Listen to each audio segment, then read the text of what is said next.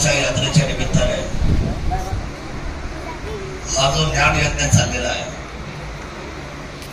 या ज्ञान यज्ञाला आपण सर्व मंडळी अतिशय कष्टाने एकरूप होऊन दरवर्षी हा उत्सव साजरा करतात. सावरगावची ही काजळवाडी पण माझं येण्याचं जाण्याचं एक ठिकाण आहे. इथे आमचे मांडसराव असतील, आमचे माऊली शेठ असतील, रामदास शेठ असतील, बाबा असतील, ही सगळी मंडळी आम्ही एकत्र बसून विचारमंथन करणं, चर्चा करणं, चहापाणी करणं. अलीकडच्या हल्लीच्या दिवसांमध्ये मला वेळ मिळाला नाही, मी थांबलो नाही बरेच दिवस झाले. नाहीतर या भागामध्ये फिरायचं म्हटलं की मला बसायचं ठिकाण हे आहे आणि याच्यामध्ये सगळ्या गोष्टी ठरतात, चर्चा होतात. सन्माननीय प्रशांती बाबडे बोलले, ही गोष्ट खरी आहे. जी मागची बैठक झाली, या बैठकीमध्ये कागदावर आणलंय की उद्याच्या 3 जूनला म्हणजे आता 1 महिन्याने सगळे पैसे फुकटे खात्याने वर्ग करायचे, इन्स्ट्रुमेंट करायचं, वर्क ऑर्डर करायचे आणि काम 100% पूर्ण करायचं. ही जबाबदारी आता कागदावर निश्चित. आता बोलायला संदेश नाही ठेवले मला.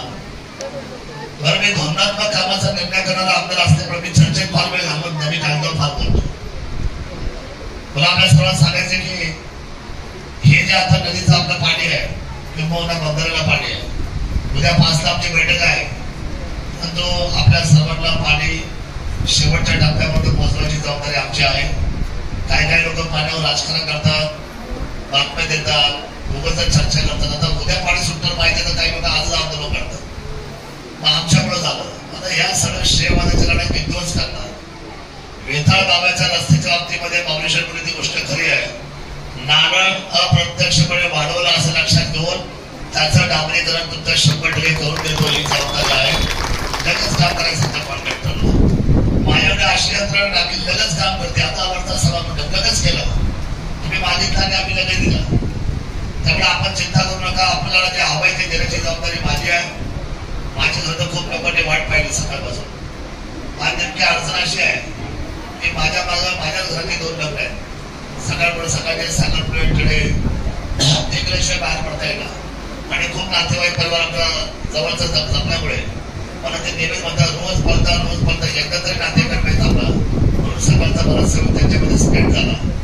आणि या रस्त्याने येत असताना मी पाहिलं की आपल्या तालुक्याच्या ज्या समस्या आहेत, त्या समस्येची प्रमुख समस्या म्हणजे ओढतचा उजव्या काल्याची ही जी आपली सगळ्या ज्या वाड्या वस्त्या आहेत, या धोंडकरवाडीपासून तर आपल्या सगळ्या बागळवाडीपासून तर सगळ्या, मी आल्यापासून ती खंत आहे फार मोठी. पण मी तुम्हाला सांगतो, ही तुमची जवळजवळ 5-50 वर्षांची प्रतीक्षा संपली जाईल आणि ह्या भागातली सगळी जमीन इंच जमीन पाण्याखाली आल्याशिवाय राहणार नाही. शब्द मी तुम्हाला गंगेर बाबाच्या दरवाज्यामध्ये देतो. अधिक काही बोलत.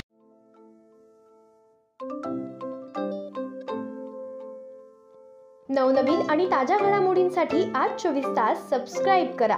त्याचबरोबर बेल आयकॉनवर क्लिक करा आणि मिळवा आमच्या बातम्यांच्या नोटिफिकेशन्स. तसेच आज 24 तासची प्रत्येक बातमी आपल्याला कशी वाटली हे कळवा. लाईक करून, कमेंट करून आणि आमच्या बातम्या शेअर सुद्धा करा.